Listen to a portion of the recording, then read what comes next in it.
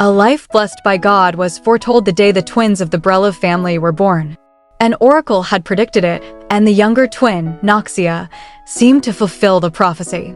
She grew into a respected lady with radiant silver hair and a noble smile. From childhood, she had manifested her ability to control water effortlessly, earning her the title God's loved one. However, the older sister, tanasia breloff, was a stark contrast. Her black hair seemed drenched in filthy water, and whispers among the nobles followed her everywhere. Look at her dull face too. I don't think I've ever seen her smile. What's more, her sister possesses an ability, but I've heard she still doesn't have one. They're twins, but how come they're so different? One is perfect, blessed by all the gods, but the other, tanasia thought, I didn't think I'd hear such things, even at the crown prince's birthday party. At this moment, everyone was mocking her. The younger sister had everything, and the older sister had nothing. Their situation amused the nobles, and if tanasia left in frustration, they would only mock her more with laughter. Kva, tanasia cried out. She quickly composed herself. My mistake. However, today will be different. You there? You were talking about me, weren't you? I didn't hear you well. Would you mind repeating what you said? Noxia stammered. I wonder. What did I say again? You said one seemed to be blessed by all the gods, but what about the other? Tanasia shot back. Wasn't that about me? Noxia hesitated, thinking, I simply said that, since I look forward to your future. Tanasia interrupted. I don't remember allowing you to meddle. So can you quit with your wicked babble? Noxia gasped. Did you say? Tanasia's voice hardened. Listen to what I'm about to say. If anyone dares to talk behind my back, whoever it is, I'll rip their mouth off. Noxia clenched her fists. I have absolutely no intention of being pushed around easily. At first, I didn't know that this was the world of a book. The last thing I remember from my past life is that I quit the job I was so sick of and left to travel. Then the plane to my destination exploded a few moments after takeoff. I had certainly died. The servants cried, my lady. Please open your eyes. Lady Tanasia. Tanasia blinked, confused. Tanasia, but as she opened her eyes, she realized she had transmigrated into the body of someone from another world. She had fallen from a galloping horse, making her survival a miracle. She thought, I've transmigrated, but my name is Tanasia, my younger sister is Noxia, and our family name is breloff. Suddenly, memories came flooding back. The Loved Saintess. The novel was incredibly popular, telling the story of two completely opposite twin sisters, the beloved younger sister, Noxia, and the older, unremarkable Tanasia, who was constantly compared to her. Tanasia had lived a withdrawn life, and as time passed, she began to desire Noxia's possessions. People whispered around her, why did God give everything to Noxia alone? Why do I have nothing? If only I had been born as Noxia, if I was Noxia. Tanasia realized, 50, I've become the Tanasia, right? She wondered if her familiarity with fantasy novels made this less shocking. More than anything, she thought, it meant she had become a noble. She accepted this reality quickly. She had already died, so she couldn't return to her past self. She didn't care anyway.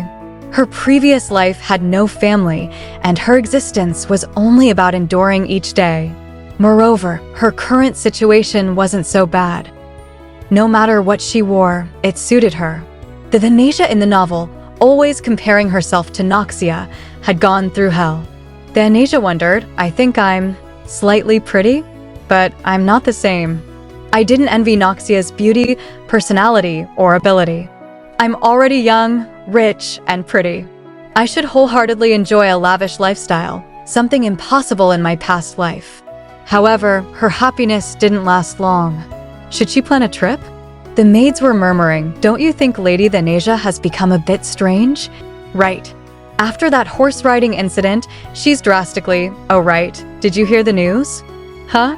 The one about people who keep going missing. They say it's for experiments to make human weapons. Are you talking about the Kalyua Empire? Hey, are you alright, my lady? She replied, I'm fine. Rather, repeat what you just said. The Kalyua Empire. And what else? The maid stammered, do well. There's a rumor going around in society. Apparently, the Kalyua Empire is conducting experiments to make human weapons. I heard more people went missing this year compared to last year. And they say they were all taken by the Kalyua Empire. But these are just rumors. Don't worry too much, my lady. Then Asia thought, my goodness. Only now had I been reminded of that part of the story. The Arwen Empire, where the loved saintess takes place, will start a war with the Kalyua Empire. After the war is lost, then Asia will die, and the one who kills her is the final villain of the novel Askin. As the only survivor of the human weapon experiments, he becomes the strongest being in the world and a monster at the same time. Then Asia took a deep breath. Let's stay calm. She still had time. Askin had escaped the experimental lab at the age of 15. Because of his ragged clothes, he was mistaken for a slave and sold to the Arwen Empire. This is it, she realized. Since then Asia and Askin are the same age, if he was 15, then it would happen this year. She exclaimed, "Where's the slave marketplace in the capital?" "I have to go there immediately." The maid questioned, "What? The slave marketplace? Why all of a sudden?" Then Asia snapped, "I have no time to waste. Quickly, prepare the carriage," and a man approached, and she looked at him curiously. "Come in," she said. The man bowed.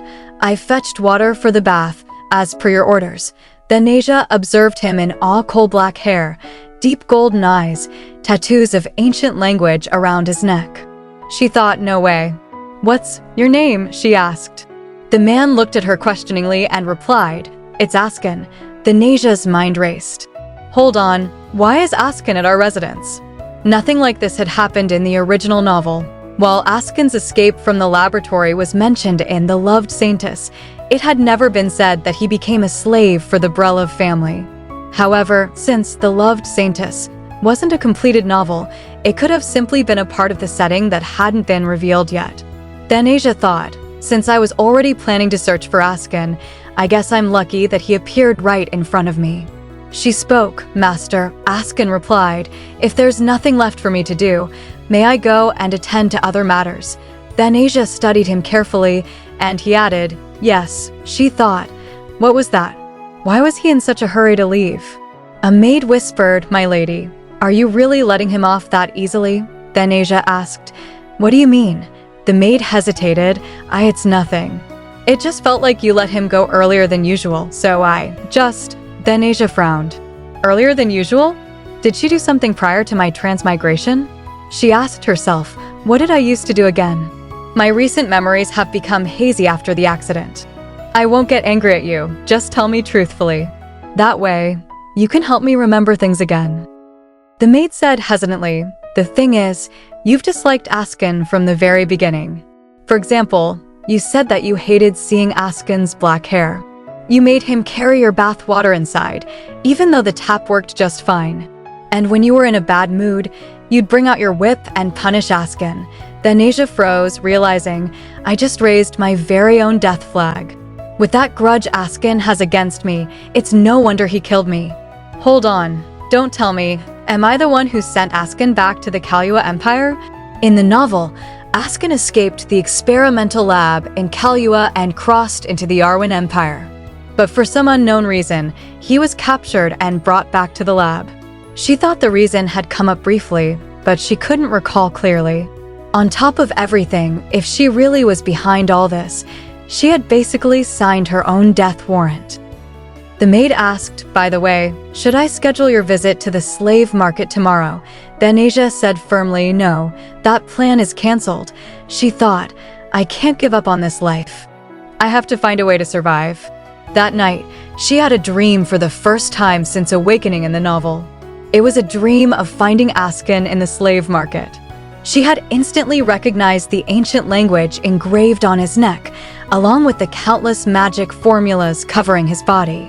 These were the tattoos he acquired during the experiments to make him a living human weapon. Then Asia thought, to give a normal human special abilities. That means I could have a special ability like tanasia, the ability to control water. It had always been something I could never dream of having, but if I could understand the meaning of the ancient runes and magic formulas on Askin's body, even I could gain the ability to control water. That was how she began her own experiments using Askin. Since her actions went against the law, she took measures to keep everything hidden. The first thing she did was figure out what Askin's abilities were. She spoke to him. It's no use pretending to be powerless. All those formulas on your body make it obvious. You aren't a normal human anymore. Come on, show me all of your secret abilities. Askin remained silent. Tanasia's eyes narrowed. I see. You're not going to say anything until the very end. Is that it? She whipped him vigorously, forcing him to endure the pain. What the? So this was it? The ability to turn your entire body into steel? With this, you wouldn't die even if you faced dozens, no, hundreds of enemies. Because you wouldn't even get the slightest wound. Now, shall we test how long you can last in that state? She thought desperately. Stop. I want to wake up from this dream. Stop. Please, just stop. It wasn't merely a dream. These were her memories from before transmigrating. She hadn't just tormented Askin, she had used him as an experimental object like the Kalua Empire did. From what she'd seen so far, it wasn't unlikely that she had sold Askin to the Kalua Empire after discovering the source of his abilities. If she left things as they were, Askin would definitely seek revenge. She had to resolve his resentment no matter what. Askin, she called. He looked at her questioningly. He asked, what made you come all the way here? Is there something you want me to do? Tanasia thought, I didn't notice it before, but Askin is wary of me. Yeah, it's not surprising considering how I treated him. But things would change from now on. She said calmly, well, it's nothing special. I'm thinking of relocating you to the mansion, to a nicer room than this small, dark one. Askin frowned. Relocate? I don't think I understand what you're saying. Tanasia explained, I'm saying that you don't have to worry about anything from now on. The Loved Saintess is not a completed novel. That's why I'm going to change it. Askin, starting today, you'll be my personal servant. She thought with determination, I'll definitely create a happy ending for myself. Tanasia watched Askin carefully, noticing that he seemed bad at concealing his emotions. She thought maybe he didn't hide them on purpose. It was understandable, considering he now had to stay close to the master who had treated him cruelly. Still, he couldn't refuse her orders. She said firmly, grab your things. You're moving out now, Askin replied with a calm, yes, my lady. Tanasia thought, hang in there, Askin. I'll make up for everything I did to you before my transmigration. I'll treat you so well that you'll let go of any resentment you had towards me. Askin said, I'm ready to go, my lady. Tanasia blinked, huh? Already? Is that all you've got? He nodded, yes. She frowned, noticing his worn clothes. Don't tell me you survived through winter with those alone. He replied quietly, yes, I did. She shook her head. This won't do. Let's get you some new clothes. Call in the tailor. The maid responded immediately, yes, my lady. Askin said softly, you don't have to do this, my lady. She insisted, no, I can't have my servant walking around in rags. Askin added, and don't call me master from now on. Address me as my lady, got it? Tanasia smiled slightly, thinking, from today onwards, Askin will be my personal servant. You'll be working closely with him, so get along well. The servants bowed, my lady. Please have a look at the sample outfits. Askin changed the clothes, moving gracefully, and the maids and Tanasia watched him with admiration. One maid asked, what do you think, my lady? Tanasia said, please send the rest of the clothes to my room. You're hungry, right, Askin? Here, eat as much as you want. Askin accepted the food but seemed uncomfortable. She noticed, is he having trouble with a knife? She cut the meat for him, and he replied politely, yes, my lady. She said, eat the sliced meat for now. Make sure to practice using the knife when you have time. You should be able to use it without trouble if you're going to continue having dinners with me. He nodded, yes, my lady. After dinner, she suggested, shall we go on a walk to get some fresh air? Askin replied as usual, yes, my lady. Tanasia thought, what's with these dry responses? He's only saying yes this, yes that. I thought he'd be happy to experience luxurious things for the first time, but he doesn't seem happy at all. It's like he's not feeling anything. I hope he'll open up a bit during our walk. They walked until they found a perfect spot. Here it is. Let's sit down here. This is perfect. Come and sit, you can see the stars really well from here. Look up at the sky. And? Do you like it? Askin looked at her questioningly. Have you changed tactics now? Tanasia blinked, confused. What? Didn't you tell me that you want to steal Lady Noxia's ability? And if that doesn't work, you want me to kill her? No matter how much you try, I won't do it. She thought, what? My God. When did I say that? What have I been doing all this time? There's something I should have told him before treating him well all of a sudden. She said gently, I'm sorry, Askin. You've gone through hardships because of me, haven't you? Askin replied quietly, I apologize for everything I've said or done to you. Then Asia continued, to be honest, I don't remember anything that happened before the horse riding accident, and my hatred towards Noxia has disappeared. I don't care about abilities anymore, so please forget my inappropriate plea. I won't torment you anymore. Askin asked, I promise. She asked, you promise. He added firmly, just continue to treat me as usual. This kind of treatment is annoying and makes me uncomfortable. Thansha thought Askin's resentment was deeper than she had imagined. Was there another way to survive? She guessed running away to a faraway place might work. No, there was no way that Alland, the head of the breloff family, would stay still. And it wouldn't be easy for a 15-year-old girl to travel around safely. Just what did she have to do to change her fate? Mathella, the breloff family's tutor, spoke, Lady Thansha, please solve the questions that I've been explaining for the last hour. Thansha muttered, yes, she thought, damn it. I wasn't paying attention to class at all because I was thinking about more important matters. Let's see. Anastasia said, what's this? That question is easier than I thought. Thansha replied, the answer is 15 feet 13 inches. Mathella asked, my lady, did you just solve this equation in your head? Thansha said, I did solve it in my head, but I approached the question differently. If you use this method, it's much easier to solve this problem. She thought, why do I know these things? Oh my, Mathella said, I was aware that you were very bright, but this is beyond my expectations. Thansha replied, is that so? Mathella continued, I never managed to convince you since you're quite strong-willed, my lady. But I can't let this opportunity pass this time. Thansha asked, what? What are you talking about? Mathella said, here, take a look. Are there any questions here that you can't solve? Thansha replied, no, I can solve all of them. Mathella explained, these are textbooks on advanced magic formulas. You've never been taught any of this. Do you understand what I am getting at, Lady Thansha? You have an innate talent for magic formulas. Stop wasting your time trying to learn spirit magic, Thansha thought. Now that I think about it, it seemed so natural to me that I never questioned it. I recognized the tattoos on Askin's body as engraved magic formulas. The reason the original Thansha found out about the human weapon experiments was probably also because she could read all of the formulas. But Thansha never developed her true talent. Instead, she tried to copy Noxia and studied fields that weren't for her. That's it. If I put my talent to good use, Mathella said, you could become the best scholar in the Arwen Empire, no, on the whole continent. Thansha whispered, what? Scholar, Mathella smiled, of course, that's only possible if you don't hide or suppress your talent.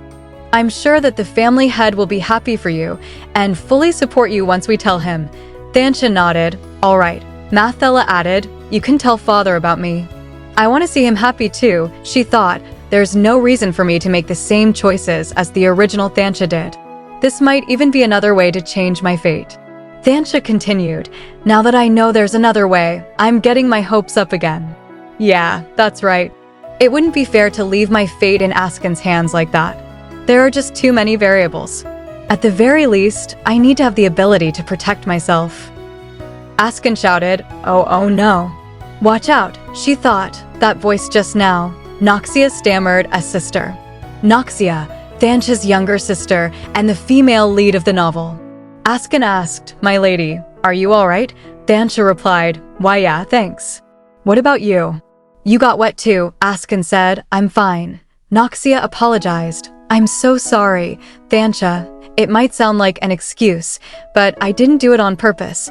Thansha reassured her. It's all right, she thought. I didn't get hurt or anything. I remember reading the scene in the novel. She continued. The servants were begging Noxia to show them her ability, and Noxia ended up making a mistake, since she lacked control over her power. That's why, Noxia added, it was a simple accident, so don't worry about it. She nodded, all right. Thansha said, however, it's not a good idea to practice out here. Guests could be passing by during their visits, and we can't have them getting drenched in water. Noxia admitted, you're right. I didn't think that far ahead. A maid called out, Lady Thansha. It isn't Lady Noxia's fault. Another maid added, that's right. We asked her to show us her ability and… Thansha said, so you're aware of your mistake, right? Noxia answered, why yes. Thansha continued, from now on, don't beg our soft-hearted Noxia to use her ability all the time. Noxia stammered, what? Thansha asked, did you not listen to me? Should I repeat myself? The maids replied, and no need. We'll keep that in mind. Noxia said, thanks, 515. Thansha asked, for what? For what? Noxia said, for accepting my apology and being considerate of me. Thansha smiled, it's nothing really. She asked, you don't have to thank me for such a small. She continued, anyway, I should get going first. Noxia. Noxia agreed, sure. Then she wondered, what was that? I feel like her expression darkened for a moment. Did I make a mistake again? Thansha called, Askin. Askin asked, yes. Thansha said, take that shirt off for a moment. She thought, those wounds. Did I do that to him? I should treat them with an ointment so they don't scar. Here it is. This should do the job. Thansha asked, Askin, what are you doing right now? Askin said. You told me to take off my shirt. Thansha replied, yes, but why are you kneeling on the floor? She thought, right, in the dream, I whipped Askin on his bare skin to test his ability to turn his skin into steel. Askin must have misunderstood my order to take off his shirt. Askin said, what are you doing right now? Can't you see? I'm putting ointment on your wounds. Thansha said, stay still and don't move. It's an ointment to prevent scarring, so it shouldn't hurt too much. What I'm doing right now could be completely useless, but I still can't turn away from this child's wounds. So, being nice to Askin is just a small insurance for the unpredictable future and a simple act out of sympathy. Thansha thought about how she could prevent her death once again. Would it be possible to stop a war from happening with her talent? A lot would change if the war between the Kalyua Empire and the Arwen Empire never broke out in the first place. First of all, the breloff family wouldn't fall, and they'd have enough resources to protect her. Also, Askin, who served as the general of the Kalyua Empire, would never have to kill her. On top of that, if she managed to protect Askin from getting dragged back to the laboratory, then the human weapon experiments might never succeed. After all, Askin had been a key figure in completing them. The question now was how she could use her skills to prevent the war, but for now, she couldn't think of a good answer to that. A maid came rushing over. My lady, why are you sleeping here? Are you all right? Thansha slowly sat up, thinking, I must have fallen asleep last night while thinking about all of this. She said, oh, I just dozed off for a second. But did something happen? The maid nodded. The family head invited you to have dinner with him today. I'll help you get ready. The family head did what? Thansha muttered in disbelief. She thought, if it's the family head, then it's all in breloff, my father. Why did he invite me to dinner all of a sudden? It was her first time meeting her father since she had transmigrated. She felt a bit nervous. Alan Breloff was a man who had built the family into fame and wealth with his sharp business sense, brilliant mind, and cold personality. But despite his cold-hearted reputation, he had always showered his daughters with love. It'll be fine, Thansha told herself. Let's just try to act as natural as possible. Aland welcomed her with a warm smile. Come on in, then, Asia. She stepped in and thought, what the? Why is father so young? Right, according to the setting, he married my late mother at a very early age. Sorry to make you wait, she said, trying to stay calm. I was told that you were busy today. Aland nodded. That's right, but I wanted to give you a present, so I rescheduled all my plans. A present? This is. He explained, I heard from Matala that you found your talent in the magic formula field during your latest class. Didn't you? I hope you like this present to celebrate that discovery. Also, make sure to think seriously about your future from now on. I'll try to support you as much as I can. This is such an unexpected gift. Thank you, she said softly. She thought, he rescheduled his appointments just to give me a present? He could have just had it delivered to my room though. Askin, watching silently, thought to himself, he loves his daughters way more than I imagined. Noxia grinned and said, congratulations, sis. The jewels are so pretty, they'll suit you well. Oh, I just remembered, the crown prince will be holding a birthday ball soon. You should wear the necklace to that ball. Thansha froze. Hold on, the crown prince's birthday ball? That was the very first time Noxia and the male lead met. And that male lead was the crown prince, Rohel D. Friends Arwen.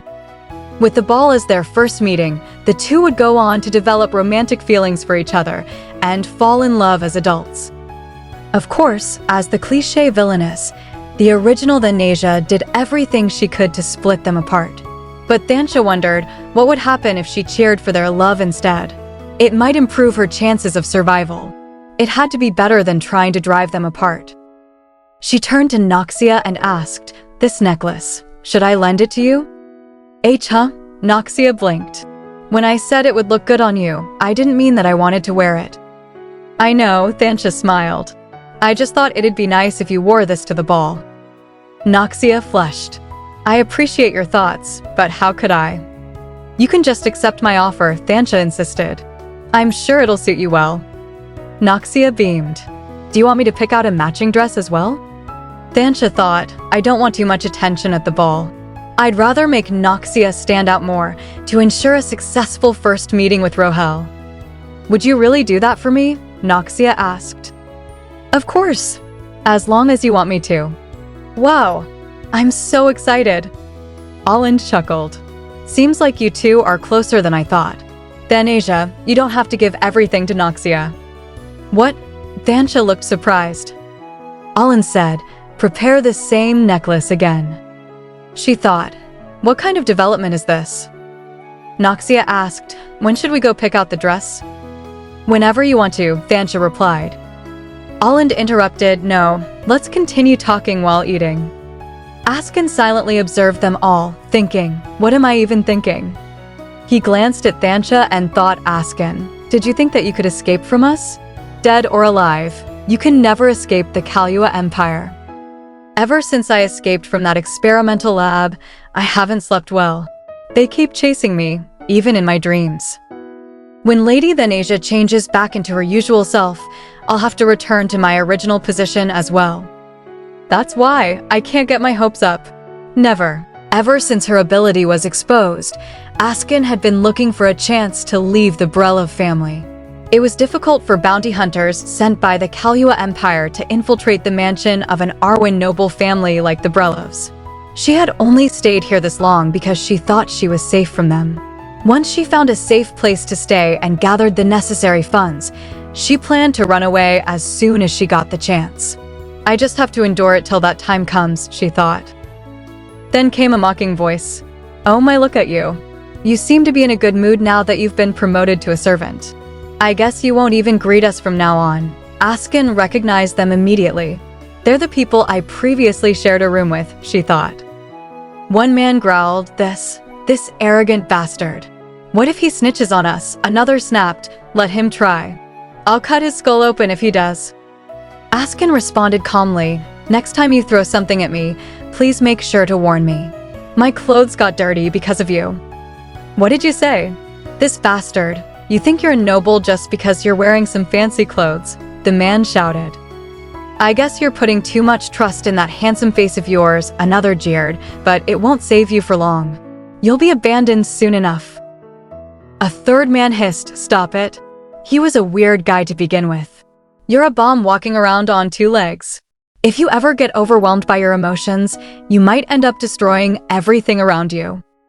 Askin thought to herself, taking a single life is easy with the abilities I have. The only problem is I can't control these powers. If I start using them, they'll only calm down once everything in front of me turns to dust. She sighed inwardly. I usually don't get angry over such trivial matters. It's just that. Suddenly, a voice rang out. Who said I'll abandon Askin? It was Thansha. Everyone turned. Askin blinked in surprise. My lady, he asked. Thansha walked forward. There was a change of plans, so I came to find you. But I didn't expect to witness something this interesting. The men immediately bowed in fear. Master, we were just… I'm sorry. I'm sorry. You should hurry and apologize too. I'm sorry, one of them mumbled. Thansha's eyes narrowed. You should apologize to Askin first. He got hurt by that thing you threw, after all. Sorry. I wasn't trying to hurt you on purpose, one of them stammered. I was so angry that I couldn't control myself. It's fine, Askin replied softly. Thansha then turned cold. Let me give you a small warning. I don't have a nice personality. Lay hands on someone who's mine once more, and that'll be the end of you. Do you understand? Yes, master, they mumbled, trembling. Get out of my sight before I change my mind, Thansha ordered. Thank you, they both stuttered as they rushed away. Thansha turned back to Askin. Is your wound okay? Yes, it's nothing serious. What do you mean it's nothing? She snapped. Didn't you hear what I just said? You're my servant, someone who's mine. So don't get hurt without my permission. That's an order. Yes, my lady. We don't have much time, so let's treat your wound quickly. Noxia is waiting for us. Where are we going? Askin asked. We're planning to go pick out our dresses for the royal ball. Then you can go without me, Askin said. I'll treat my wound myself. What do you mean? Thansha frowned. You're going to attend the ball too, so you'll need an outfit. What? Askin's eyes widened. I'm going as well, he asked again, stunned. Later, as he stood in his new outfit, Thansha admired him. This outfit suits him so well, let's go with this accessory. Noxia beamed. Sis, your servant looks great in anything. Told you it was a worthy investment, Thansha said. I think you also have a great sense of style. I love the dress you picked out for me earlier. That's a relief, Noxia smiled. We'll go with the tailcoat he's wearing right now. Askin, you can change back into your old clothes, Thansha said. All right, Askin replied. As Thansha watched him leave, she thought, is my dress the only thing that's left? Shopping is fun, but it's quite exhausting. My lady, the maid said, I've prepared some dresses in the style you usually prefer to wear. Huh? These would suit Noxia way better than me. She paused, then remembered. Well, the original Thansha did have a tendency to copy Noxia. She looked at the dresses again. My tastes have changed, so I won't be wearing these style of dresses anymore. Instead, I'll take that one. It's indeed different from your usual style, the maid said, surprised. But I'm sure it'll suit you well. Do you want to try it on? No, it's fine. Just prepare that one for the ball. Noxia tilted her head. You helped me and your servant so much to pick out the right outfit, but you won't even try on yours? I know that it'll suit me without trying it on. Not to mention, I'm too exhausted anyway. I'll bring you some tea while you wait for everything to be prepared, Noxia offered. I'd like to have cold black tea.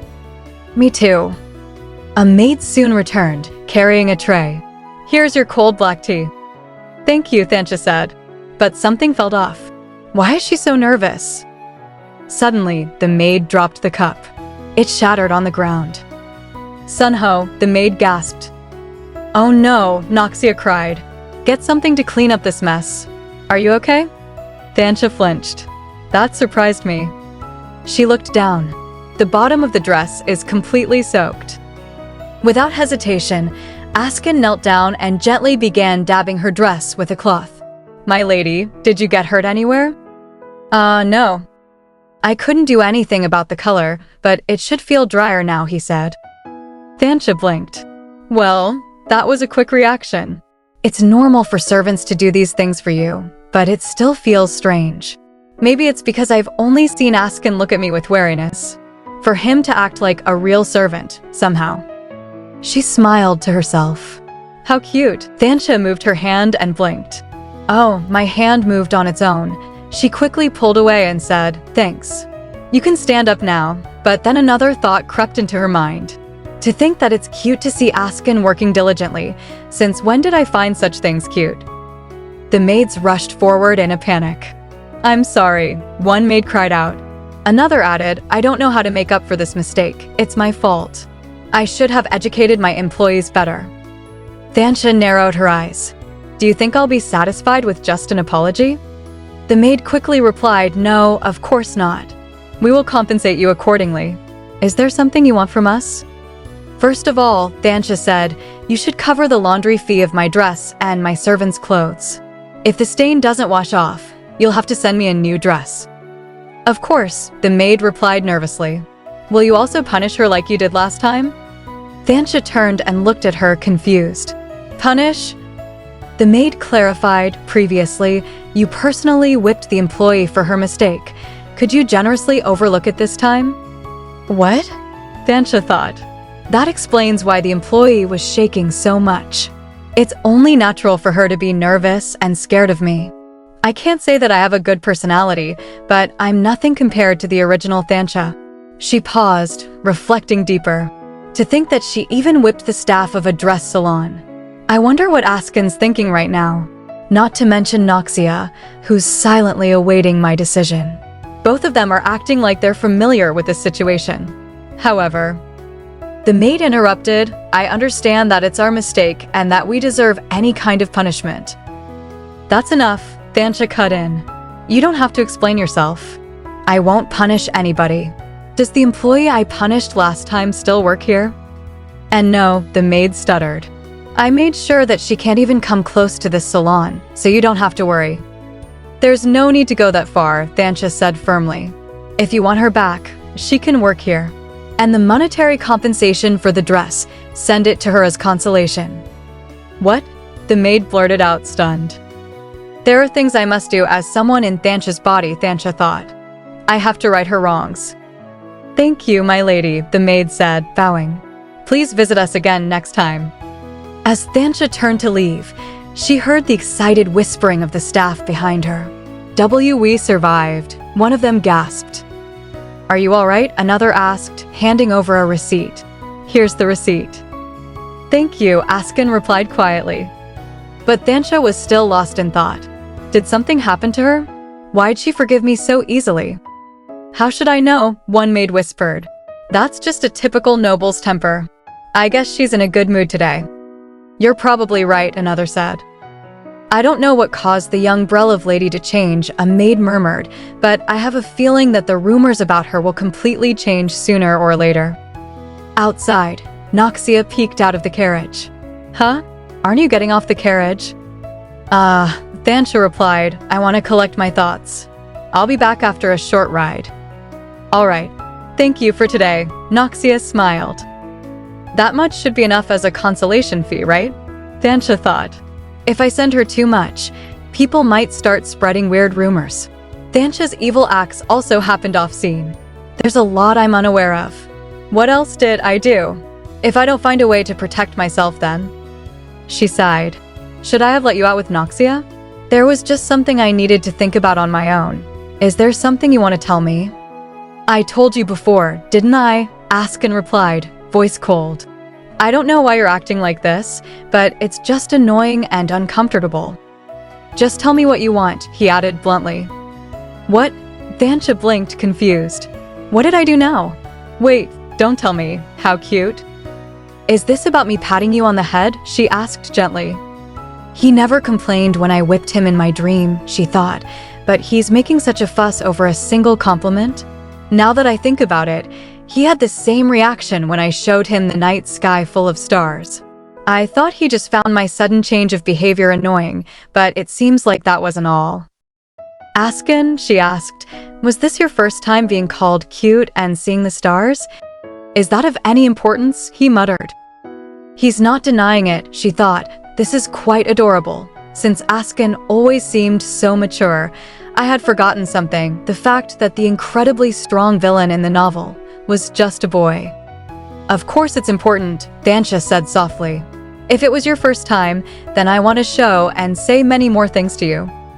Just then, a maid approached and asked, did everything go well? Noxia started to respond, but a maid quickly interrupted. I guess it's obvious that Lady Thansha just made fun of you instead of picking out a nice dress. She probably suggested the ugliest dress in that salon. Don't say that, Noxia exclaimed. She helped me pick out a dress I really like. All of the dresses she suggested were so beautiful that I had a hard time choosing. You're too kind, my lady, another maid said gently. Right now, one whispered, you should protect yourself from Lady Thancha's tricks. There's talk about her planning to ruin your dress on the day of the ball. What?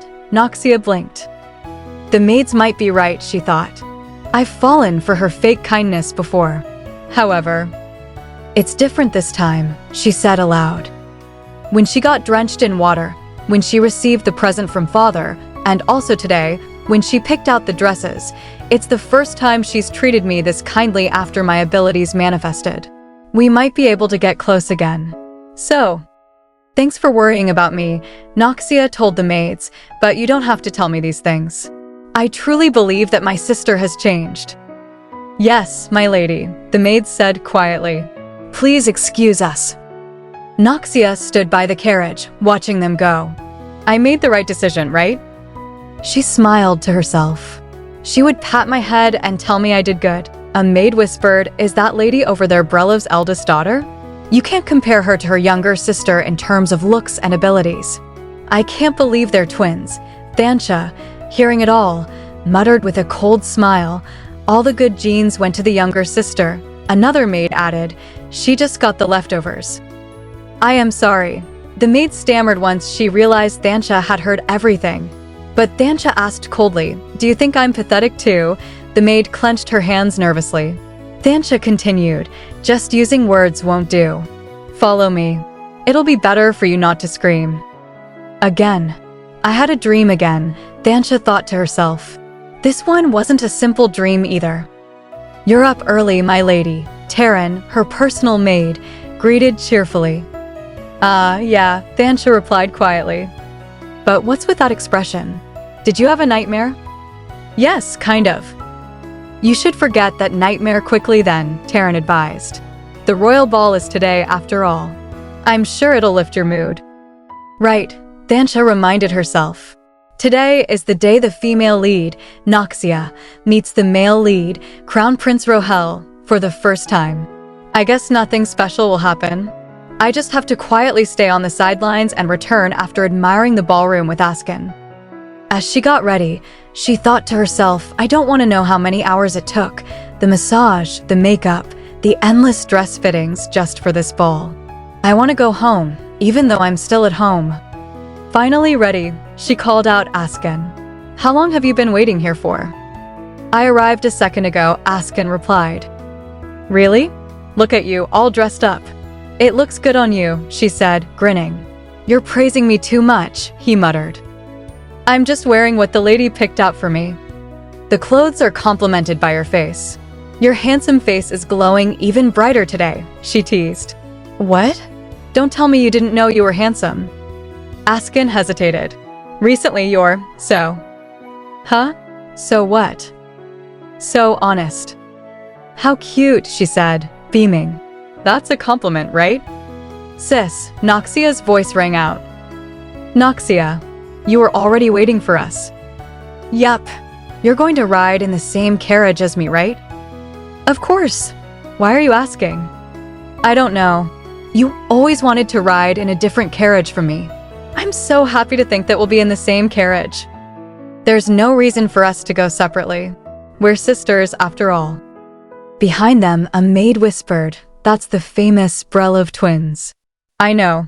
The younger one's the light and the older one's the shadow, right? They're behaving exactly like in my dream, Thancha thought. I think I can understand why Thancha didn't want to arrive with Noxia. They start whispering amongst themselves as soon as I walk past. It's quite annoying. I should leave Noxia's side so that she can meet Rohel naturally. See you later, Noxia, Thancha said. I want to take a look around with my servant. Okay, see you later, Noxia replied. I want to have a drink and focus on my task here, Thancha thought. Since it's Askin's first time here, I should go and get the drinks. She turned. Wait here for a moment. Yes, my lady. Nearby, voices whispered cruelly.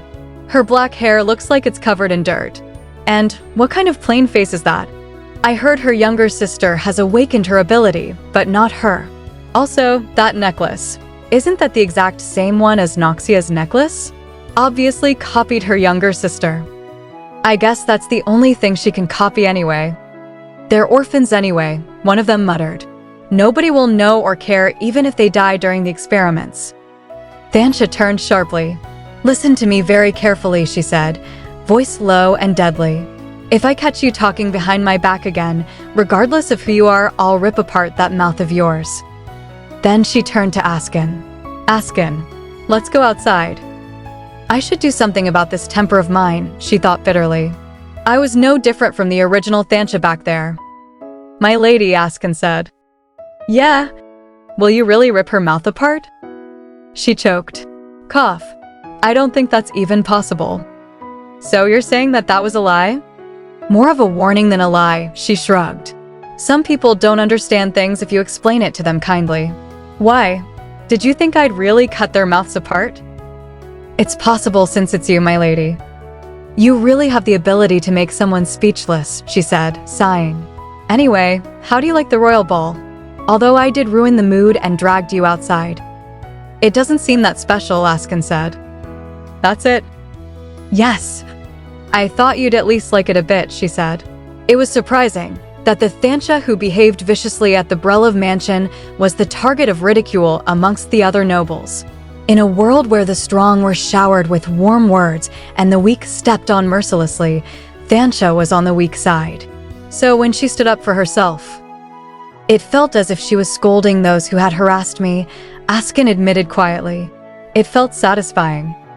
I may not like this place, and I don't dislike this situation, Askin thought. But what do I like about it? Voices. Askin, Tanasia said suddenly. Yes. Shush. Just a minute. Rohale said he didn't want to play those childish games. He just wanted to make Arwen a powerful empire when he became emperor. Askin replied that he knew that very well, but so he had to entertain, from the breloff family. I have to do that. How irritating, he thought. Tanasia, catching a brief glimpse a moment ago, saw a red-haired boy in formal clothing. That meant something. Askin suggested, it'll be beneficial to you in the future to maintain a good relationship with Lady Breloff, Your Majesty. Tanasia thought she knew it. The person she saw was indeed the male lead of the loved saintess, Rohel. Then the person next to him must be his loyal servant, Regold. Lady Breloff, whom I don't even like, Rohale muttered. So I have to entertain Lady Breloff, whom I don't even like, Tanasia thought, on my very own birthday ball? She felt like this was a conversation she shouldn't be listening to. If Rohale realized she heard this, their relationship would become very awkward. Tanasia whispered to Askin, Askin, it's uncomfortable, isn't it? Let's get out of here quietly, Rohale sighed. All right. Suddenly, Noxia appeared, shouting, Sis. What are you doing here? Tanasia responded, startled, Noxia. What are you doing here? Askin and Rohale looked at her questioningly. Rohale asked, who's hiding there? I didn't expect someone to be in a place so far away from the banquet hall. Tanasia thought, the thing is, Noxia greeted. Greetings to your majesty, the crown prince. I'm Noxia of the breloff family, and this is my sister, Tanasia. I came out here looking for my sister when I couldn't find her inside the banquet hall. Rohale, realizing the awkwardness, said, Breloff, you might have overheard our misleading conversation just now, so I would like to have the chance to explain. But Noxia interrupted, no, don't bother. I don't want to inconvenience you in any way. You see, I'm also past the age to play childish games, Rohale noted, so you heard. Noxia clarified, if you're referring to yourself saying that you don't want to play childish games, then yes, I heard it quite clearly. Tanasia stammered, and Noxia. Noxia gently clenched Tanasia's hand and said, then, we'll excuse ourselves.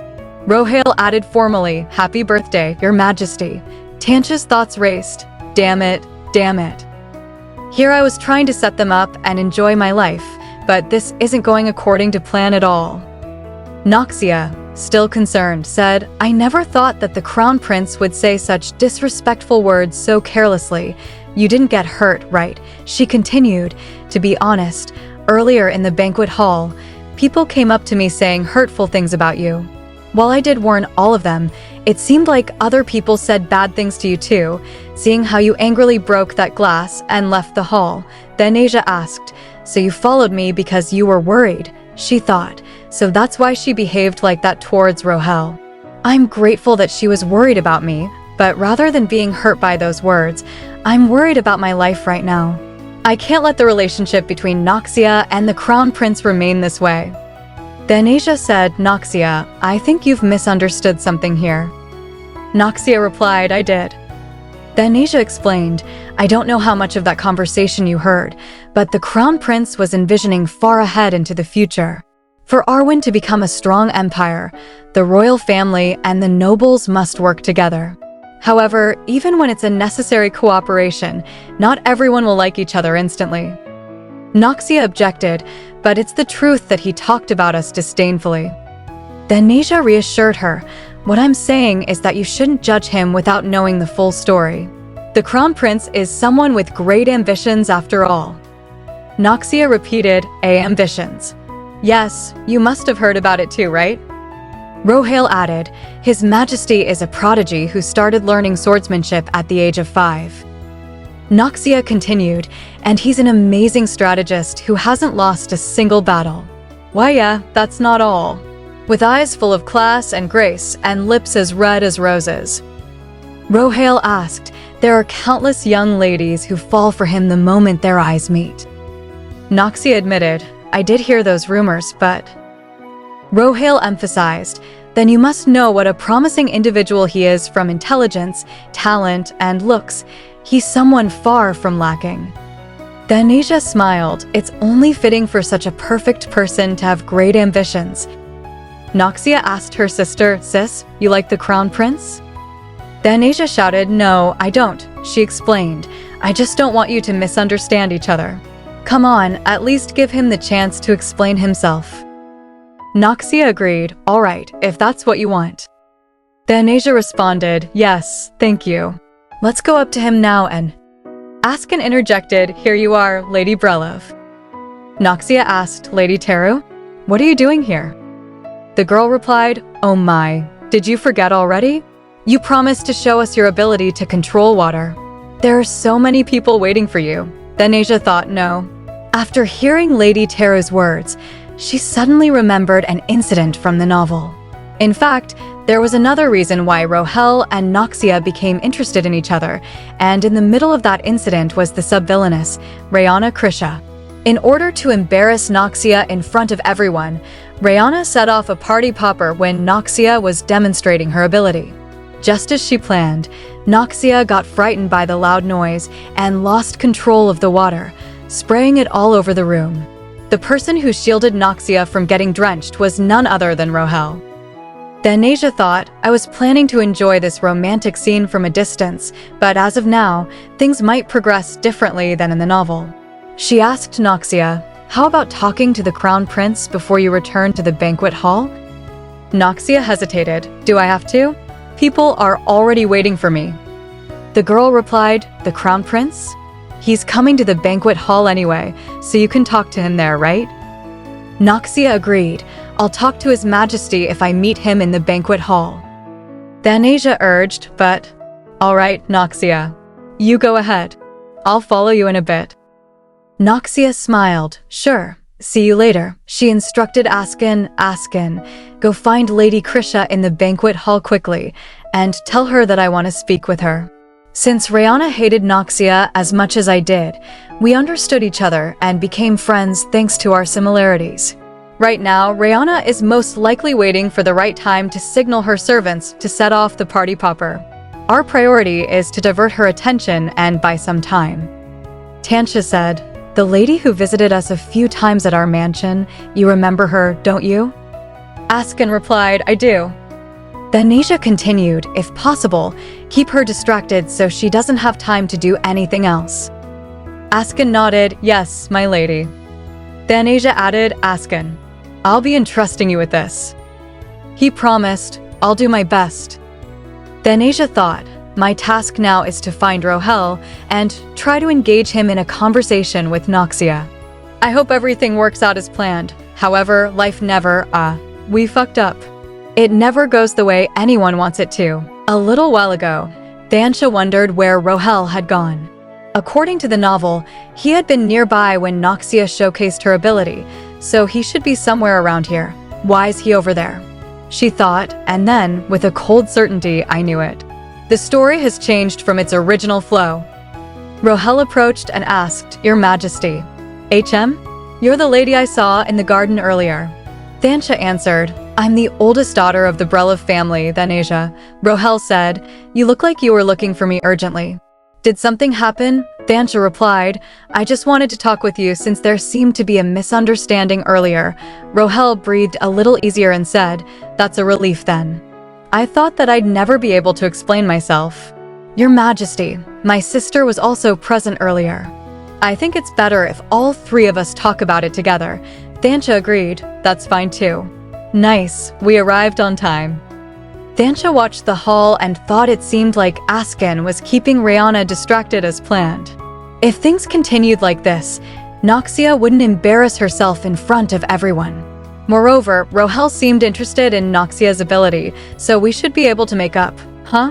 Then she saw someone she recognized and froze. "That's one of Rihanna's servants. Why is he holding a party popper?"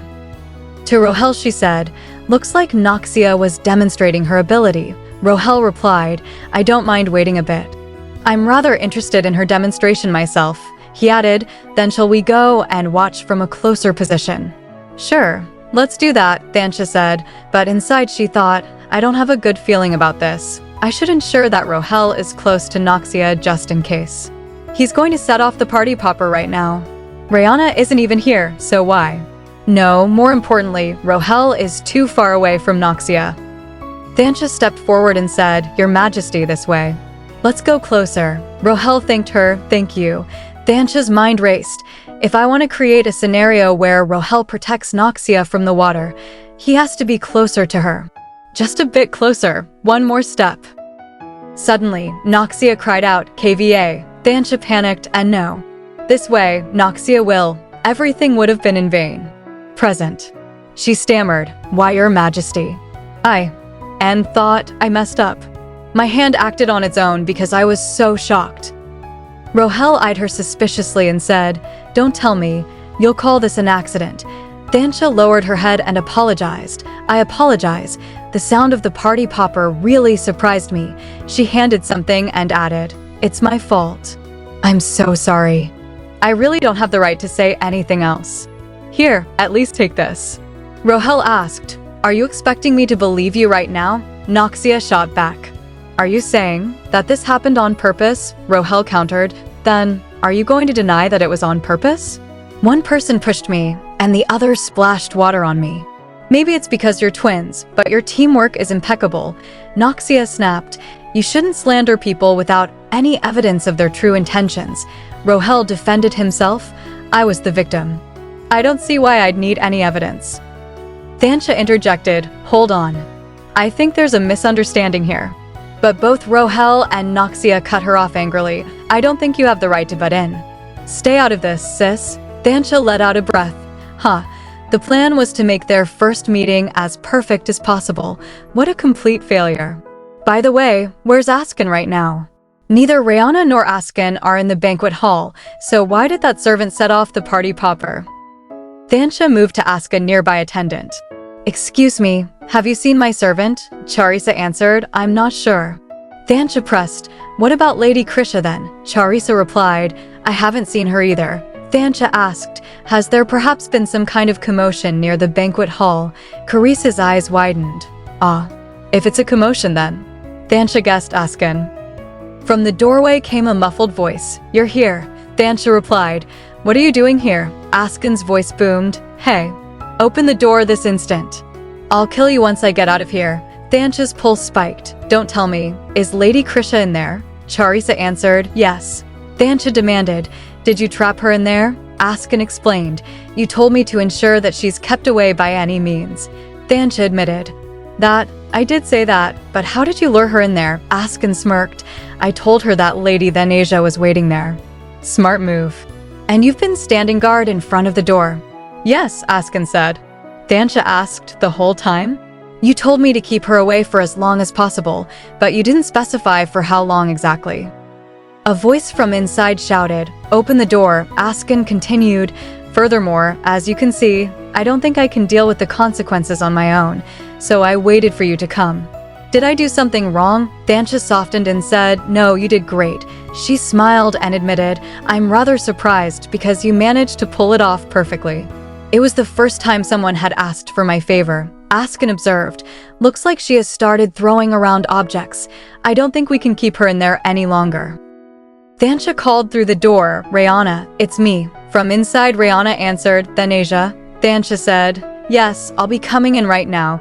Rayana echoed, "Yes, I'll be coming in right now." When Rayana appeared, Thansha quickly tried to deflect blame. "Hold on, Rayana. Don't blame my servant. I ordered him to do so, after all." Rayana balked, "What? Why would you?" Thansha hurried to explain, "I just wanted to prank you, but I arrived here a bit later than planned." Rayana shot back, "Nonsense. You already knew what I had prepared for today, Tanasia. Are you expecting me to believe you right now?" Layana stood before Lady Thansha, holding a pair of candlesticks. Thansha let out a soft chuckle, "Sorry, Layana. But don't worry, the popper still went off as planned." Then, with a curious look, she added, "Speaking of, there's something I wanted to ask you. How come the popper still went off even though you weren't around to give the signal?" Layana paused for a moment, then calmly replied, "Because I instructed the servant to set it off at the right moment, even if I didn't give the signal. Just in case." "Oh, is that so?" Thansha smiled faintly. "You must have felt cramped, being cooped up in this room. Shall we head down to the ballroom together?" Layana exhaled softly, "No, you go ahead. I need some time to straighten my dress first." "All right then," Thansha smiled, turning to leave. "I'll see you later." As the door closed, Layana clenched her teeth. "At last, my powers are back," she thought bitterly. Because I didn't have nearly as much control over my elemental ability as Noxia did, no one was ever interested in what I might be capable of. Not even my family, the House of Krisha, paid any attention to my ability just because I was born out of wedlock. They always compared me to Noxia. If it weren't for her, I would have received more recognition from my family. Her expression darkened. "Thansha," she said she hated Noxia even more than I did, yet in the end, she chose her own sister over me. The candle slipped from her trembling hands and shattered on the floor. Lyanna's eyes widened in shock. "Thansha breloff, you'll pay for your trickery." The next morning, Thansha reflected on the previous night. After the night of the ball, I came to a realization, she thought. Because interpersonal relationships are so complex and nuanced, even the slightest change can cause events to progress in wildly different directions. Because I behaved differently at the Imperial Ball than the original Thansha in the novel, Noxia followed me outside, and Rohel was standing much further away from the spot where the incident took place in the story. And Lana, too, just in case. She didn't even bother to hide her mistrust of me. Well, I expected as much. There are too many variables for me to place my faith in others. I need a more reliable way to prevent Arwen from going to war with Kalua. Her thoughts were interrupted when Martella entered the room with a bright smile. "The governess is here, my lady." "Oh? Already?" Thansha asked, slightly tired. "I'd rather rest," she thought, "but I suppose not today." She sighed. "Show her in." Martella wheeled in a cart stacked with books. "Hello, Lady Thansha." Thansha raised an eyebrow.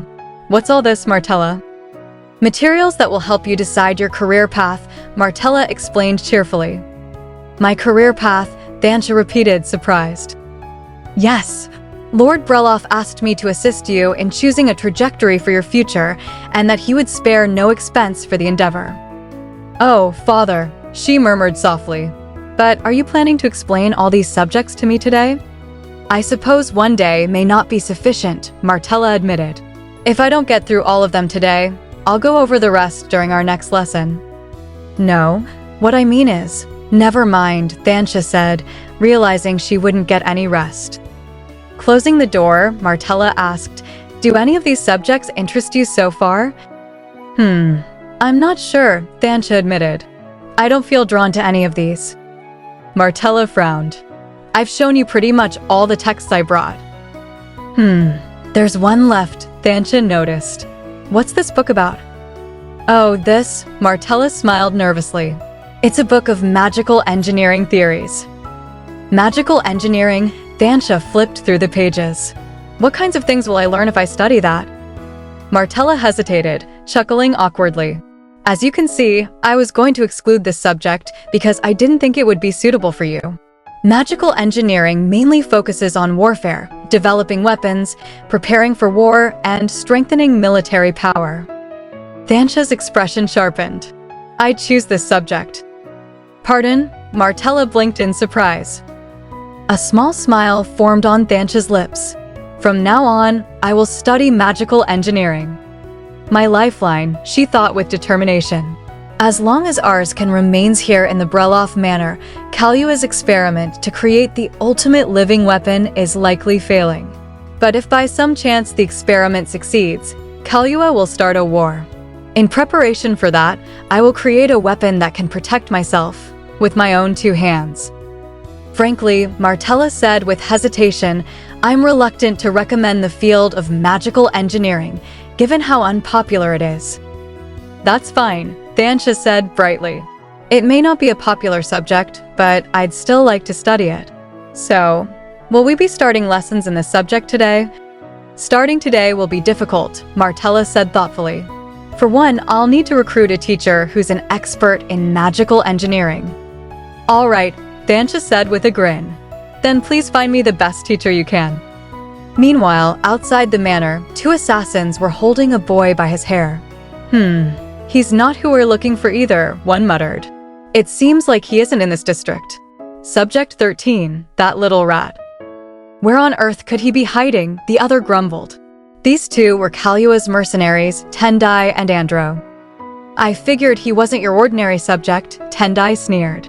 When he escaped the lab, I didn't expect him to vanish without a trace like this. During his escape, Andro said nervously, Subject 13 killed dozens of our fellow mercenaries. When I find him, Tendai kicked a metal rod in rage. I'm going to make him pay for what he's done. Set your personal feelings aside, Andro warned. According to the higher-ups, the ability Subject 13 demonstrated during his escape was truly phenomenal. If we manage to recapture him, it'll greatly speed up the progress of the experiment. So, what if he's got some monstrous ability? Tendai scoffed. He won't be able to defend himself against these. So those are the tranquilizers I've heard about? Yeah, the subjects are utterly helpless against them. We just need to bring back Subject 13 alive, right? Even if he's missing an arm or a leg, that shouldn't impact the experiment. Well, do as you wish, Andro replied coolly. More importantly, they'll release the signal soon. A series of bright flares shot through the night sky. Tendai looked up. White, those guys haven't found him either. Are we going to have to go all the way to the capital? Andro muttered. It's tricky to move around there. It doesn't matter where he's hiding, Tendai said. It may take time, but we'll eventually find him. That's true. But do you know why Subject 13 escaped? Andro asked. If we know the reason, it might help us narrow down the search. How should I know what an experiment subject is thinking? Tendai snorted. Guess he just didn't like it there. Meanwhile, in another part of the estate, Askin was quietly cleaning the floor when he heard someone call his name. He turned around to see Martella holding a small boy in her arms. Would you mind looking after my boy for a bit? She asked with a chuckle. I have an important duty to attend to today, but he insisted on coming to work with me. Askin hesitated, looking unsure. The little boy reached out, tugging at his sleeve. Askin, he said softly. At the lab, Askin remembered, back in the lab, I was in solitary confinement for a very long time. Because their experiments on me yielded very promising results, they kept me separate from the other subjects. He had spent years alone until one day, they made him share a room with other children who showed similarly favorable results. At first, I didn't care who the other children were, he thought quietly. A cheerful boy tugged on his sleeve and grinned. Hi, I'm Subject 1890. You're Subject 13, right? How long have you been here? Another child nearby answered for him, Subject 13's been here since before I even arrived. Wow, the boy said in awe. Then he must have lived here for a really long time. Can't he talk? A little girl shook her head. I've never even heard his voice. I tried talking to him, but he never replied. Have you ever heard him speak? Subject 1743. A small boy mumbled no. The children, curious and playful, surrounded Askin. One girl proudly said, Tata. I braided his hair and then tied it. Wow, how'd you do that? Another laughed. Hey, do you want to arm wrestle with me? In spite of my indifferent demeanor, Askin thought, those children approached me with innocent gestures of affection. Upon feeling the warmth of other people for the first time in my life, I too opened my heart to them, little by little. One of the boys asked, Hey, how come you ended up in this lab? Askin replied softly, I was so young when I got here, I don't remember. Really? I don't either. We're the same, the boy chuckled. What about you, Subject 1691? A girl answered quietly, I followed someone here because they promised to give me bread and a house. Another boy giggled, my mom sent me here. She said she'd come back for me once things get better. Wow, really? That's wonderful, one of the children exclaimed. The girl sighed. I want to get out of here too. That was the case for most children in the lab, Askin thought sadly. They were either orphans who had no parents, or children who'd been sold off by their destitute families. They didn't even understand the kind of place they were in. Seeing them reminded me of myself when I was their age, and it made me feel for them. Then, one boy asked curiously, Do you have a name? Askin shook his head. No. Then we'll give you one, the boy said brightly. We came up with one for Subject 1691 too. Which is why I wanted to protect them, Askin thought. Suddenly, the little girl began coughing violently, blood splattering from her lips. Trembling, she asked, Hey, how come I keep coughing up blood? It's a side effect of the experiments, Askin realized, rushing to hold her. There. You'll be all right. A man's voice called from outside, Subject 1691.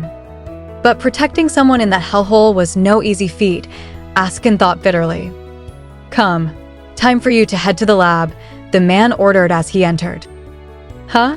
What are you doing, Subject 13? Let go of Subject 1691. The little girl screamed, No, I don't want to go. Help me. Askin held her tighter.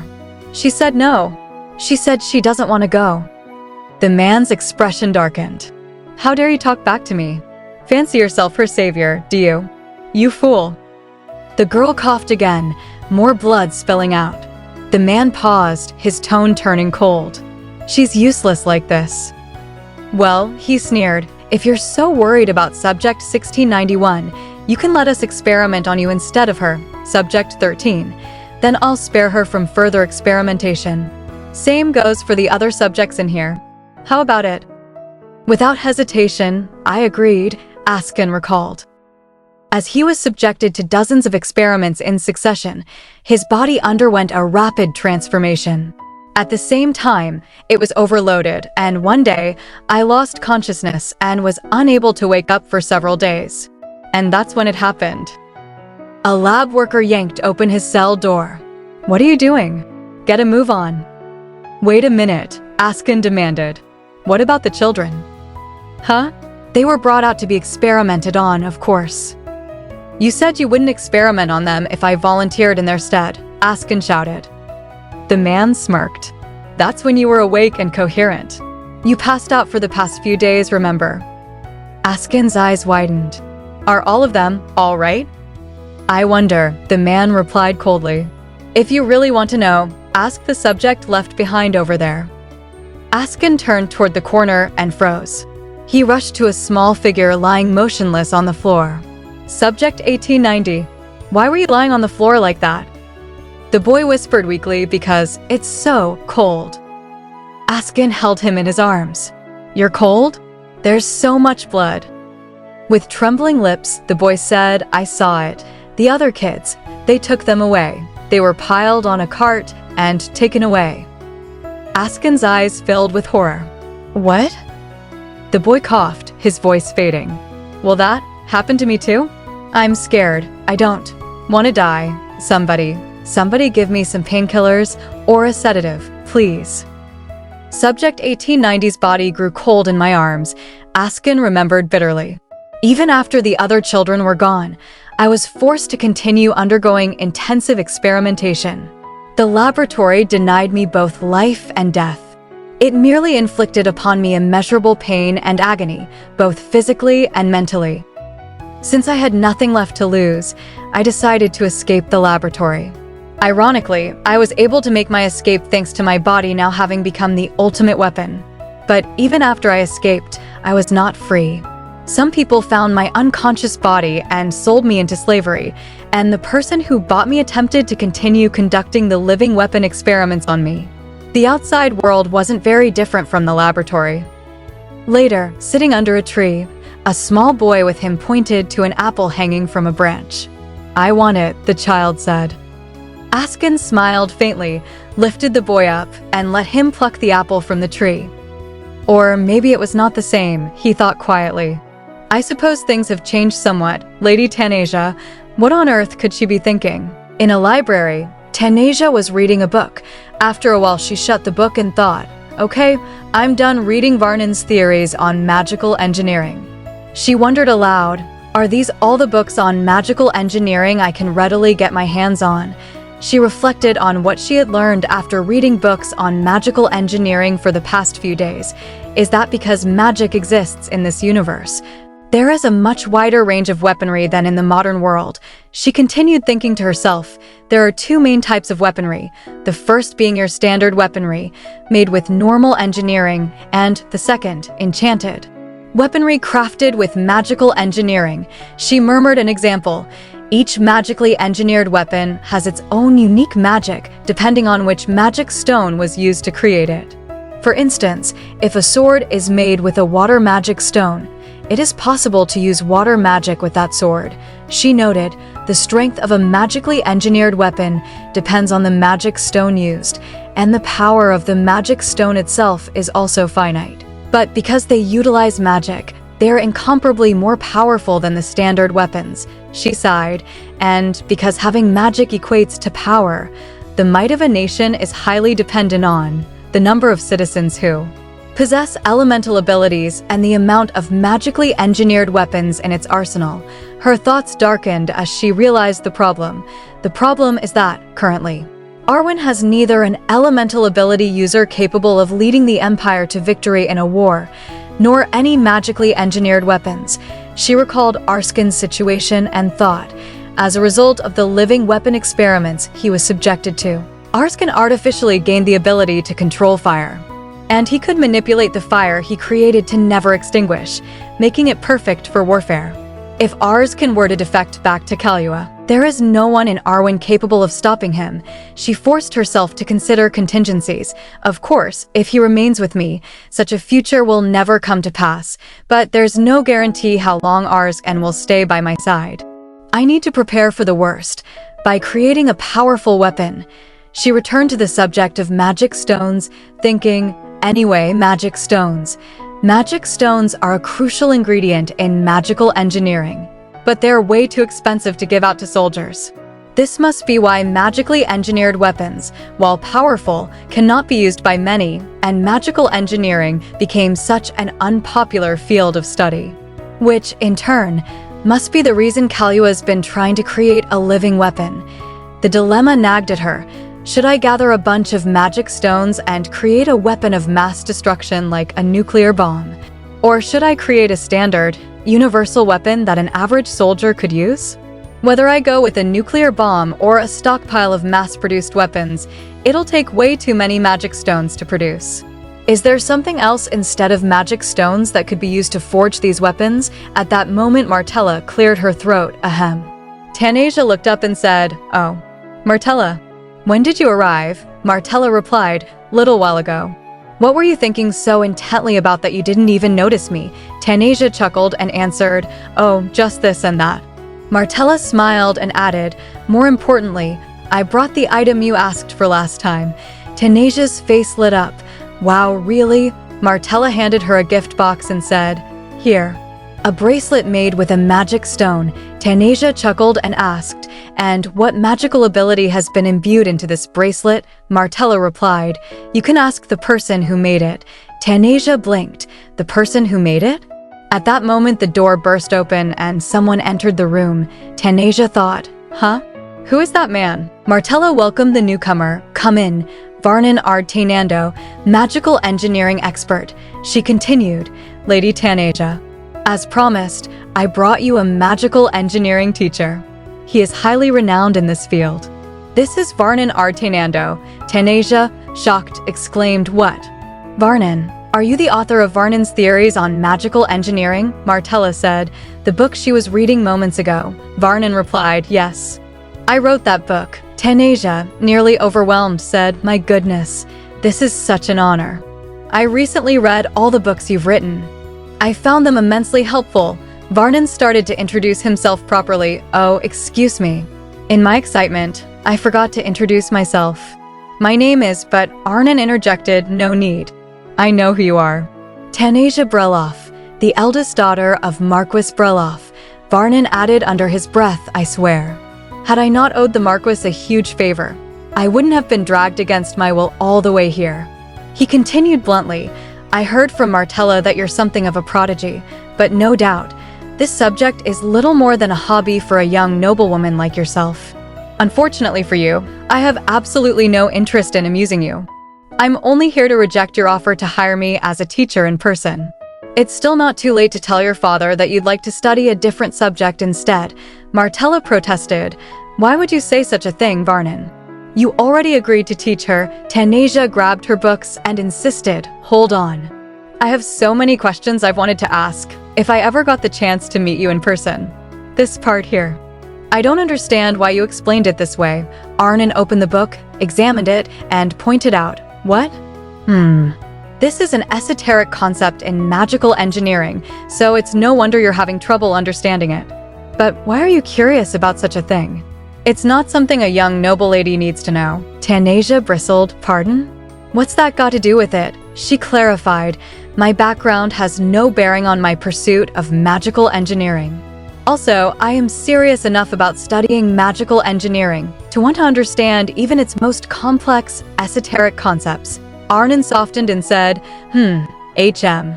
"So you weren't lying when you said she was genuinely interested in the subject." Martella, confused, replied, "Of course not." "Why would I do such a thing?" Arnon admitted. "I thought you were exaggerating to get a naive old man like me to give in." "Bring it here. I'm only going to explain it to you once." Tanasia thanked him. "Thank you." Martella apologized for the interruption. "Pardon the interruption, my lady. Lady Krisha has come by to see you." Tanasia, surprised, asked, "Huh? Lyanna's here?" "Why," Martella answered, "I believe she's here because today's the day of your monthly get-together." "What would you like me to do?" Tanasia, a little hopeless, said. She thought, I guess the old Tanasia used to meet with her on a regular basis. It makes sense since they were friends, at least on the surface. She told Martella, "Can you have Lyanna wait in my room? Ask her to be patient, and that I'll be there as soon as this lesson is over." When Lyanna heard this, she snapped angrily, "What? She wants me to wait?" Martella apologized. "I'm sorry, Lady Krisha. The lesson she's in was unplanned, so..." Lyanna conceded, "Fine. Just bring me some tea." Martella replied, "Yes, Lady Krisha." Lyanna thought to herself, "I thought it'd be advantageous to keep up the pretense of friendship, at least for now, so I came for the monthly meeting instead of canceling on her. Is she snubbing me openly because I'm the daughter of a bar hostess?" Suddenly someone called from behind the door, Lady Breloff. "It's me." Lyanna, shocked, recognized the voice and thought to herself, that voice. The door burst open as Askin entered the room. Lyanna glared at him and said, well, so we meet again." She reached out and grabbed his collar, mocking, "Goodness, don't you look happy to see me?" She chuckled in an evil tone. "Oh, that reminds me. One time, Tanasia was over at my manor. She beat a servant so badly that he ended up crippled. I suppose she wouldn't mind if I returned the favor. As it turns out, I happen to enjoy hurting pretty servants like you and seeing their faces streaked with tears. How would you like me to hurt you?" Tanasia nodded thoughtfully, realizing his explanation makes things so much clearer. Arnon looked around and said gently, "For the next question, I need some paper."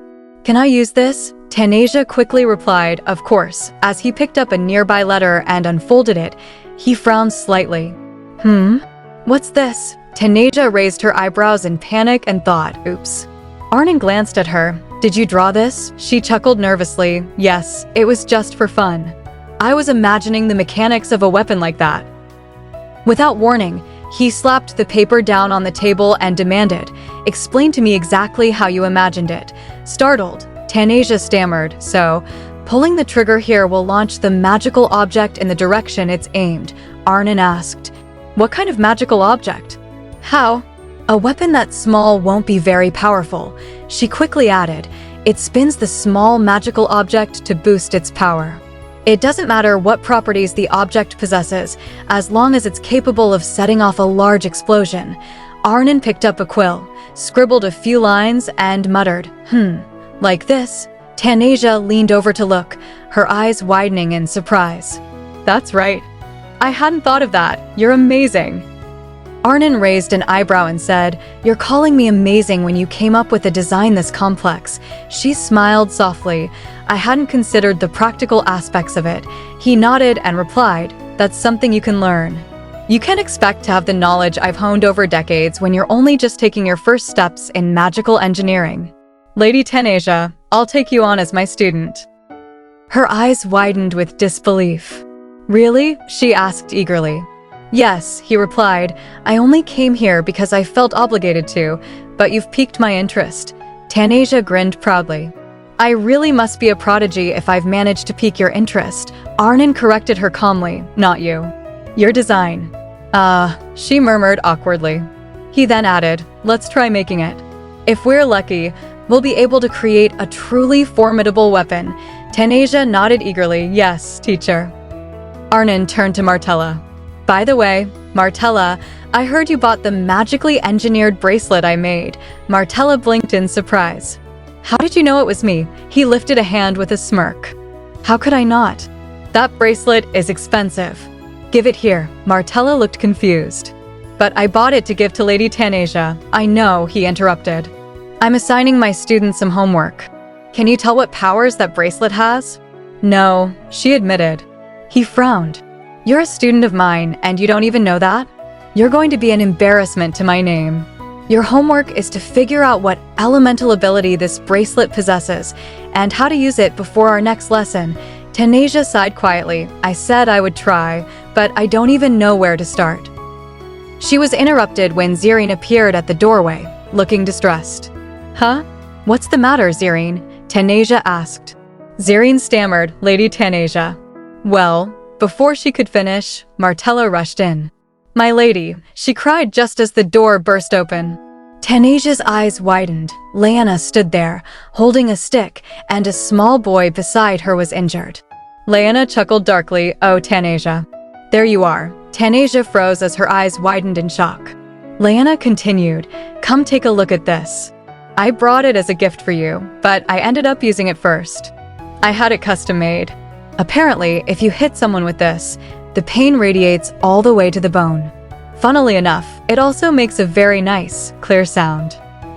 With a cruel grin, she swung the stick again. "Want to hear it?" she said, and struck the boy's arm with full force. Leanna froze mid-swing, startled. What was that just now? Before she could react, Tanasia's hand flew across Leanna's face, slapping her so hard she fell to the floor. "Tanasia!" Leanna shouted furiously. "What is the meaning of?" Tanasia snatched the stick from her and struck her back with the same force. "This is what you bring to me as a present," she demanded coldly. "You are even more deplorable than I thought, Leanna." Leanna clutched her cheek and screamed, "What? Deplorable? Have you forgotten? The time you beat one of my servants in the Krisha manor?" Tanasia stared down at her, voice steady but firm. "Regardless of what may have happened in the past, I don't do those kinds of things anymore. So I'm warning you, if you mess with one of my people, I won't stop with a mere slap to the face." Leanna let out a sharp laugh. "Huh, what else would you do? Ruin my reputation in high society?" Tanasia's expression darkened. Do you really think I'll stop there? Try to be a little more imaginative. I'm the eldest daughter of Marquis Breloff. I will use every means at my disposal to utterly destroy you. Lyanna's hand trembled as she glared up at her. I may be the daughter of a bar hostess, but that doesn't give you the right to treat me like this. Do you think I'm lesser than that slave boy? Tanasia replied calmly. Think whatever you want, Lady Krisha, Lyanna hissed. Tanasia Breloff. I will make you regret what you did today. Tanasia met her gaze coldly. I look forward to it. She then turned to Arskan, who was trembling nearby. Arskan, are you all right? Just how badly did she beat you? She ordered. Zerine, summon the physician at once. Yes, my lady, Zerine replied quickly. Tanasia knelt beside Arskan, helping him up. Here, lean on me. Do you think you could get up? But Arskan looked at her weakly and murmured, Why did you do that? Do what? She asked softly. He whispered, Why on earth would you go that far for my sake? Why? She began, but before she could answer, his body suddenly went limp and collapsed to the ground. Tanasia's eyes widened in alarm. Arskan, wake up. Arskan. Askin was dashing through the darkness, chased by assassins. His body felt unbearably heavy as he thought, again, I'm having this dream again. His legs trembled, unable to carry him further. I can't run any further. I'll be caught soon. Just then, a hand caught the back of his shirt. It was Tanasia. Shoo, she whispered. Stay still for just a moment. Suddenly, he opened his eyes to find himself lying on a bed, a wet cloth placed gently on his forehead. He grabbed it and muttered, a wet towel. Nearby, Tanasia shut the book she was reading and said, You're awake. How are you feeling? Askin blinked, disoriented. I'm all right. What happened? Don't you remember? She asked. You lost consciousness. You scared the living daylights out of me. The memories slowly returned. Right, Lady Krisha beat me, and at the end, I hardened my body into steel out of reflex. His expression darkened. I'll have to leave this place sooner than planned. If anyone finds out what happened, those men will come for me. His thoughts were broken when Tanasia's hand touched his forehead. What are you doing? He asked. I'm checking your temperature, she replied softly. Stay still. After a moment, she chuckled. What a relief. Your fever seems to have gone down. Then, please remove your hand, he said flatly. You're making me feel uncomfortable. She smiled faintly. How strange. Why do I get the urge to mess with him? She let out a light laugh. Wait, Arskan. If you stay in those sweat-soaked clothes, your fever will spike again. As she reached for his shirt, he quickly grabbed her hand. I'm fine. I'll change after you leave, my lady. She tilted her head. Why wait until then? You've changed in front of me plenty of times. This is different, he said firmly. Huh? What do you mean? How is it different? She teased. She chuckled again. Well, feeling shy, are you? He frowned. Shy? Of course not. She burst out laughing.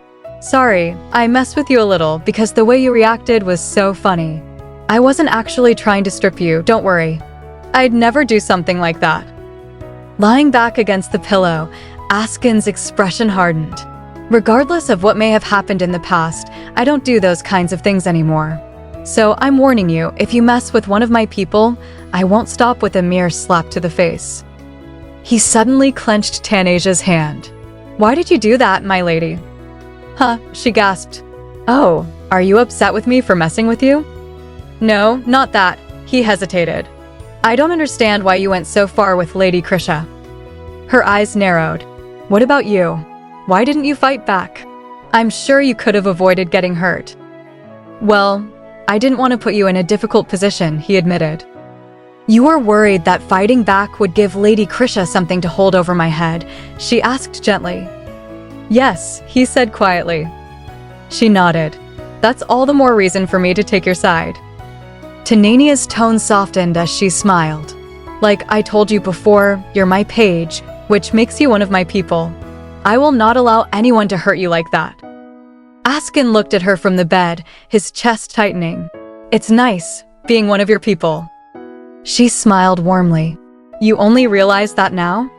Then she noticed his grip. But, Arskan, do you mind letting go of my hand now? It's starting to ache. He quickly released her hand. I apologize. Phew, she sighed, shaking her fingers. His gaze fell upon her wrist. My lady, why are you wearing that bracelet? Tanasia looked at him curiously. Huh? Can you tell what this bracelet is? Yes, a little, he replied. Objects imbued with magic are dangerous. You should take it off at once. I can't, she said. It's the homework my teacher gave me. Homework, he echoed. Yes, she nodded. I've been taking lessons in magical engineering recently. My teacher tasked me with finding out more about this bracelet. He frowned. You put that dangerous object on without knowing anything about it? Holding a book, she smiled confidently. Of course not. My theoretical knowledge is thorough. Given the color of the magic stones, it's most likely imbued with light magic. And silver was used to make the bracelet, a material that doesn't pair well with an expensive magic stone. Silver must have been used for a reason. Askin crossed his arms. Then are you also aware that magical engineers, to prevent the theft of their creations, often place a locking mechanism on them? She chuckled. Of course I am. I also know that if you tinker with it the wrong way, it'll explode. You knew all that, yet you still agreed to do this homework, he asked incredulously. She smiled. I'll be fine. My teacher may seem eccentric, but there must be a good reason he gave me this assignment. He sighed in resignation. All right, do as you please. Tanasia looked at him fondly. Arskan, are you worried about me? When did I ever say I was? He stammered. She giggled. He groaned. Think whatever you wish. She smirked. You can be honest with me, you know. Standing up, she brushed off her dress. Well, now that I know you're awake and doing all right, I'll leave you to rest. She paused at the door. Let me know if anything's bothering you. As the door closed behind her, Askin stared up from his pillow, hearing her words echo in his mind. I will not allow anyone to hurt you like that. He clenched his fist. To think I'd feel reassured by those words, let's not think about it too deeply. I can't stay here much longer anyway. His gaze softened. Soon, I won't be able to see Lady Tanasia ever again. Behind every video are sleepless nights and countless hopes. Your one subscribe isn't just support, it's a heartbeat that keeps our dream alive. Please subscribe. Your one click can change everything. Thanks for supporting us.